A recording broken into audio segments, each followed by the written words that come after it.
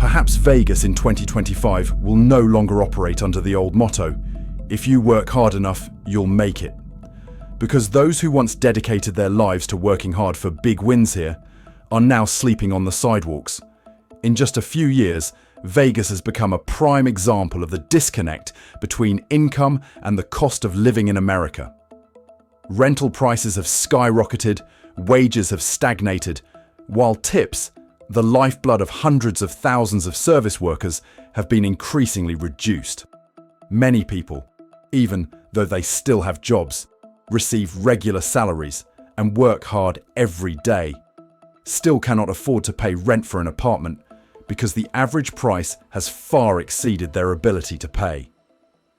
And so, the parking lots around the Strip, the hidden corners behind the casinos, the empty lots along the desert are slowly transforming into Las Vegas's new residential area, where RVs, sedans, and minivans line up in rows, each vehicle a family trying to hold on to the city with everything they have left. Today's video will not only tell the story of how Vegas is spiraling downward, but will also show you the economic forces that are turning a city built on the dream of prosperity into a new symbol of America's collapsing crisis.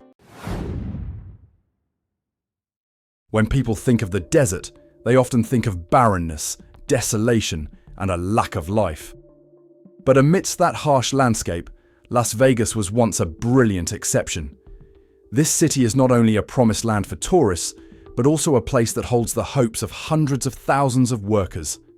For decades, the Vegas job market thrived to the point where it was enough to convince people to leave their hometowns, move states, or live far from their families to start over in a desert city. It's a very personal version of the American dream. Opportunity doesn't fall from the sky, but lies in every shift, every overtime hour, every booming tourist season. The unemployment rate was sometimes higher than the national average, but it remained within what workers considered tolerable, because with a little hard work, there was always work in Vegas. But that picture began to reverse when 2025 arrived. The weakening tourism industry has made the job market more fragile than ever. The unemployment rate in the Las Vegas area is approaching 6%, a number that may sound small, but in reality equates to over 70,000 people without a paycheck, like an entire town just unplugged. On the surface, signs of change appear through familiar names. MGM implements large-scale layoffs, eliminating over 800 shift-level managers and closing all concierge desks at many major hotels. Fontainebleau, the newly opened multi-billion-dollar resort, unexpectedly laid off dozens, with some sources claiming up to 60 dealers were let go in a single round. Resorts World also confirmed that it would cut approximately 50 full-time employees as part of a restructuring, despite maintaining the bustling appearance of a modern entertainment complex on the outside. At the higher management level, MGM continued to streamline its operations by cutting most of its corporate human resources vice presidents. This decision shows that streamlining the apparatus is no longer a measure aimed at operational or service positions, but is spreading up to the command level, reflecting the extent of financial stress across the entire system. All these cuts are presented in the familiar language of the business world: restructuring, streamlining, adjusting to business needs, positioning the company for success. But for workers, those are phrases that signal a closing door. Behind that layer of flowery language lies a motivation that everyone feels but few state directly: protecting profit margins during a period of fluctuating revenue, rising costs, and massive investment projects that put pressure on the balance sheet. In such circumstances, businesses often choose the most obvious option: cutting staff in exchange for profits. The consequences are not just on paper. A portion of the workforce was quickly evicted from their apartments because they could no longer afford the rent. Many people are moving into RVs, vehicles originally used for travel, which are now becoming temporary homes, parked on the edge of the desert, like a thin line between normal life and homelessness. They still go to work, still enter the glamorous space every day, but end their evenings in a dusty parking lot, out of sight of tourists. The city that once offered them opportunities to rise up is now quietly pushing them into the shadows. Las Vegas is still where they work, but it's no longer where they can settle down. If even the promised land has lost its ability to tolerate workers, what await the city and the people who have been connected to it their entire lives? If the layoffs were the first shockwaves to shake the Vegas economy, automation was the long, simmering vibration that shook the foundations of the decades-old service culture. What's remarkable is that this shift didn't happen with the noise of a revolution, but crept in like a series of small, quiet changes. Much like automatic software updates that people only realize are too late. In hotel lobbies, the check-in counters that were once bustling with staff have now been replaced by tireless kiosks. The telephone lines, which were previously operated by an entire team, are now consolidated into just a few call processing centers. Even bartenders, who rely on communication skills and finesse in every cocktail, work under automated beverage control systems to ensure each step is standardized according to regulations.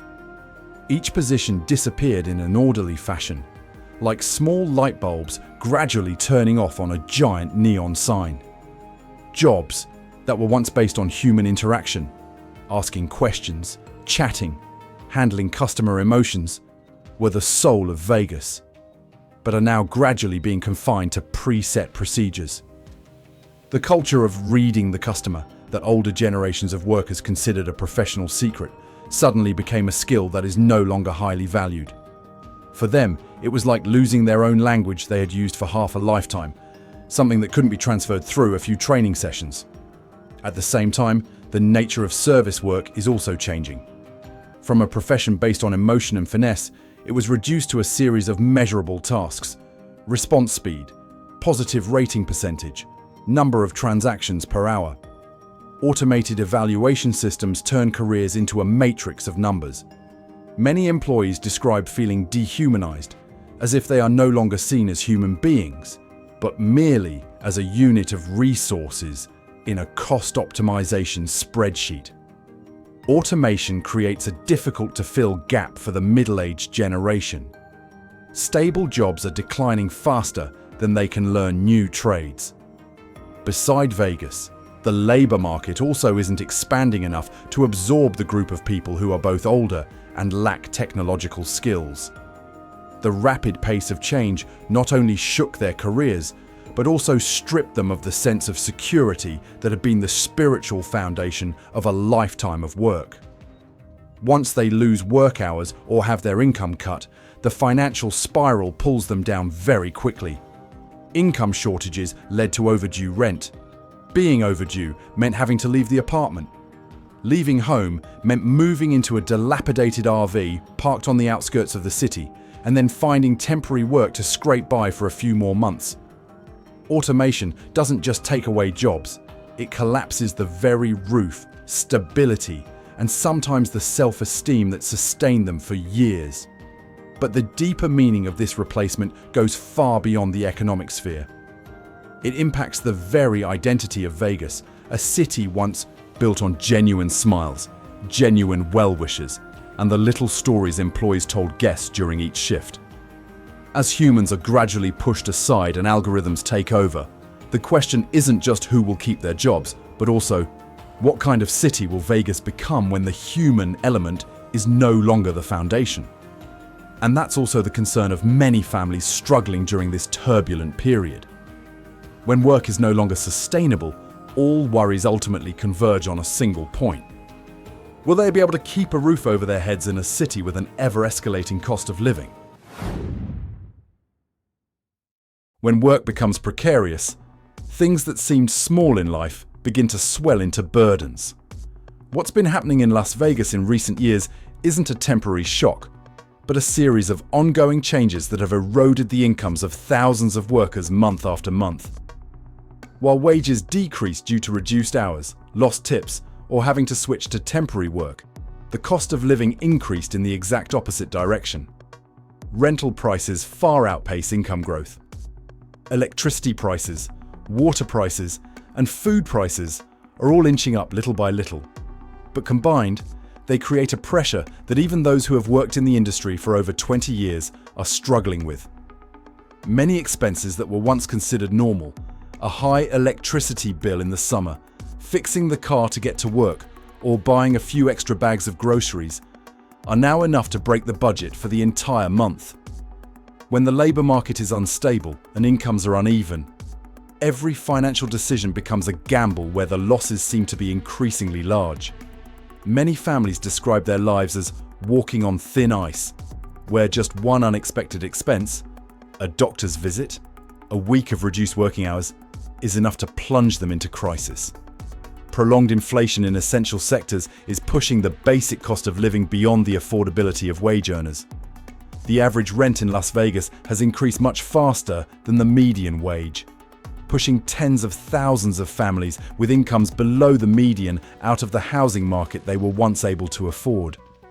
Even full-time workers no longer feel secure, as losing a few $100s a month due to lack of shifts, something that could once be made up with tips or overtime, has become grounds for landlords to terminate leases.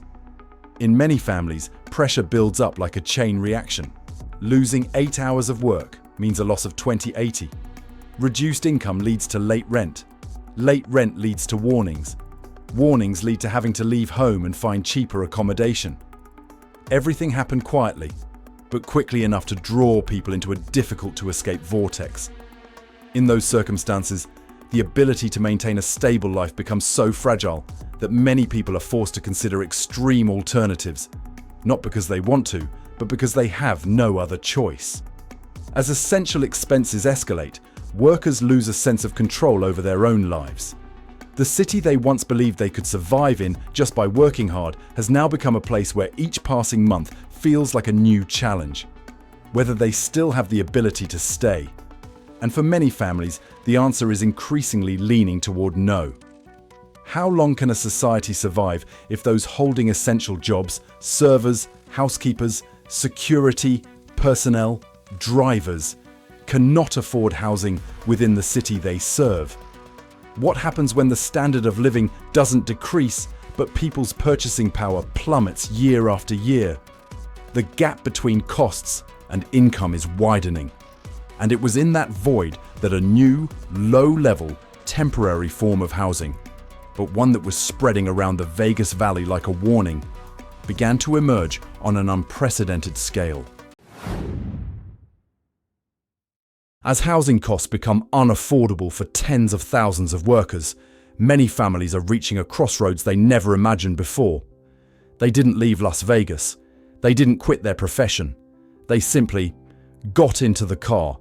These old RVs, once symbols of long-distance freedom and weekend getaways, are now the last resort to avoid sleeping outdoors. It's not because they want to live like that, but because all other options have become out of reach.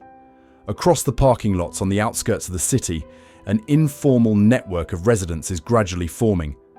No gates, no signs, just rows of cars stretching as far as the eye can see. Each one a story of losing a roof, losing stability, and losing a sense of control over life. From the outside looking in, it looks like a temporary campsite.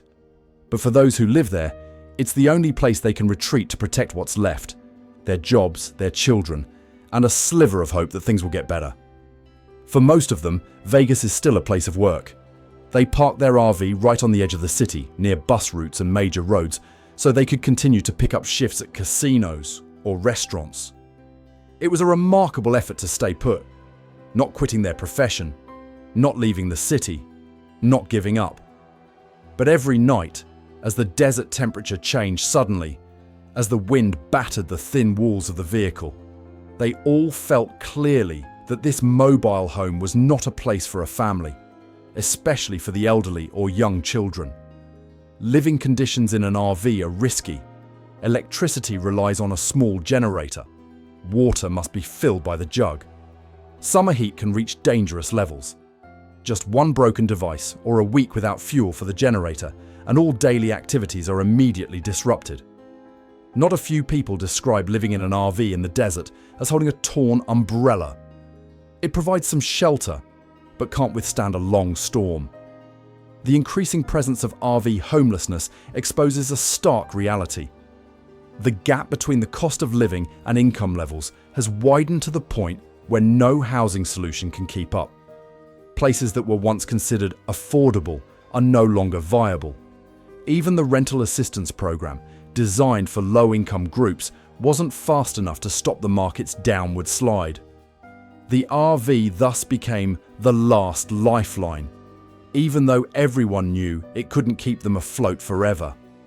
When parking lots become housing for workers, is it just an economic consequence or a sign of a deeper structural problem, where the system is no longer able to keep workers within its boundaries?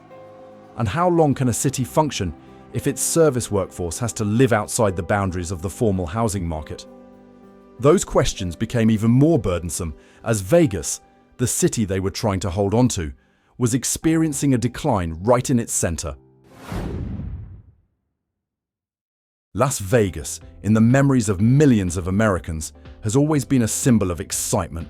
Crowds pouring in every weekend, hotels with no vacancies, stages packed with audiences, and casinos so brightly lit that there's no room for darkness to creep in even at night. But in recent years, that vibrancy is shrinking. Not with a spectacular collapse, but with gaps that grew longer, silent but noticeable.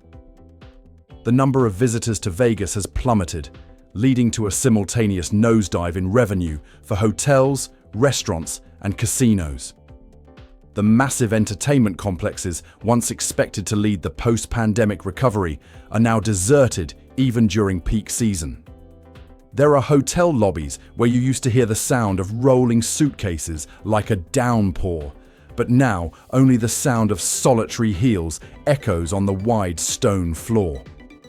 These billion-dollar resorts, newly opened, dazzling, and promoted with everything from drones to billboards, have become a testament to a paradox.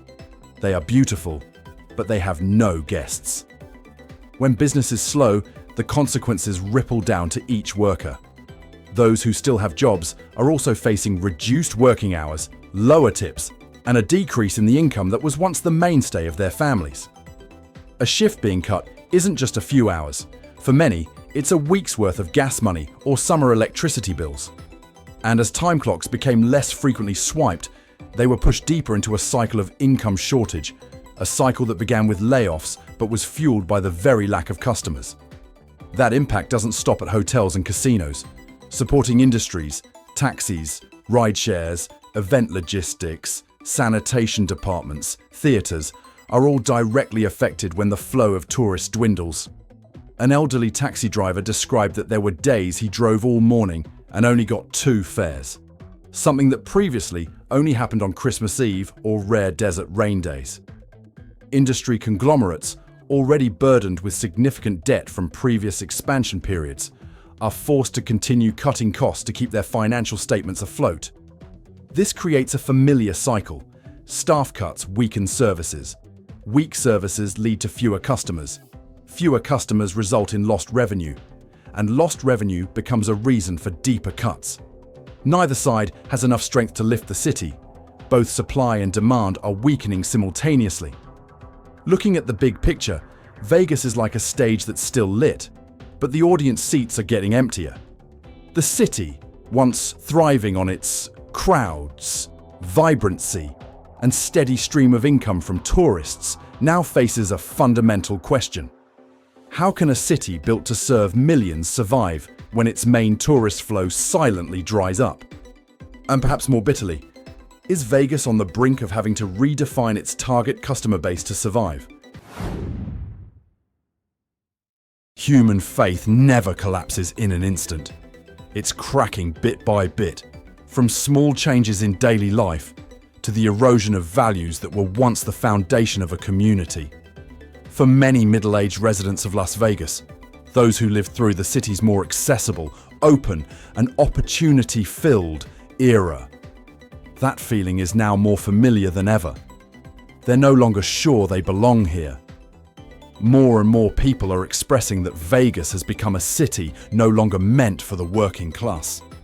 The dense surcharges, from resort fees and parking fees to mandatory service charges, create the impression that every experience here is designed for high-income groups, while ordinary people are pushed to the margins.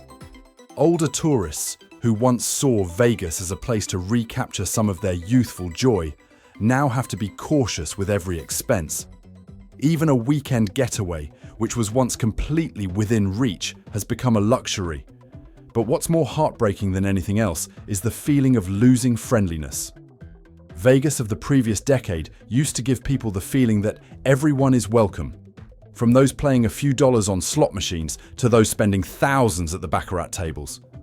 No matter who you are, you can still feel the hustle and bustle, the joy, and sometimes even the warmth in the way the city operates.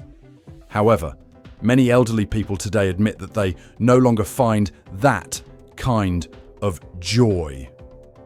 The city seemed enveloped in a layer of cold air. Service was more hurried, human interaction decreased, and smiles, the lifeblood of Vegas, seemed less genuine. The rapid changes in the economy and technology are making it difficult for older workers to keep up. They didn't just lose their jobs or have their income reduced, they also lost their sense of belonging. The memory of an accessible Vegas where everyone had a chance clashes sharply with the reality of high costs and an environment increasingly prioritizing high-spending groups. Between those two blocks of memory lies a difficult-to-fill emotional void, a mix of regret and betrayal. Trust is not only declining in the workplace, it's being eroded by the way the economic system operates, by the feeling that the efforts of ordinary people are no longer rewarded with a secure life. When housing can no longer accommodate workers, when jobs no longer guarantee income, when the values that were once the city's pride gradually disappear, people begin to ask, what is their place in this structure? Those questions aren't just for Vegas. They open up a broader line of thinking, as more and more cities across the United States are seeing similar signs. And that brings us to the end of the story. Looking back at Vegas's entire journey, from the dazzling neon lights every night to the quiet parking lots on the city's edge, we see a story far greater than numbers and economic reports. This is the story of people who once believed that hard work alone was enough to build a home, keep their families together, and preserve a little hope for their children. But as the system changed faster than they could keep up, as costs escalated faster than their wages, and as automation entered professions once considered irreplaceable, they suddenly became outsiders, even in the very city they had helped build. Today's Vegas raises questions not only about the job market or the cost of living. It raises questions about the identity of an America that once prided itself on the resilience of its working class. The group that always supported the entire system, but was often the first and hardest hit when the economy faltered. If even the brightest streets in America can't hold on to the people who built them, what values will be strong enough to move us forward? And in an era of constant change, what will determine whether we can still maintain the cohesion that was once the foundation of community? If the stories in this video remind you of where you live or make you think of someone going through something similar, leave a comment below. Your voice can help others feel less alone on this journey. If you find this content helpful, don't forget to like and share the video so that more people can access the story. And if you want to join us on our next analytical and exploratory journeys, please subscribe and click the bell icon so you don't miss any episodes. This video is for informational purposes only and provides analysis based on publicly available sources, existing data, and reflects the observed reality at the time of production. The content is not intended to criticize, accuse, or present opposing political arguments against any individual, organization, or agency. All analyses in the video are for reference only and may change over time as new data becomes available.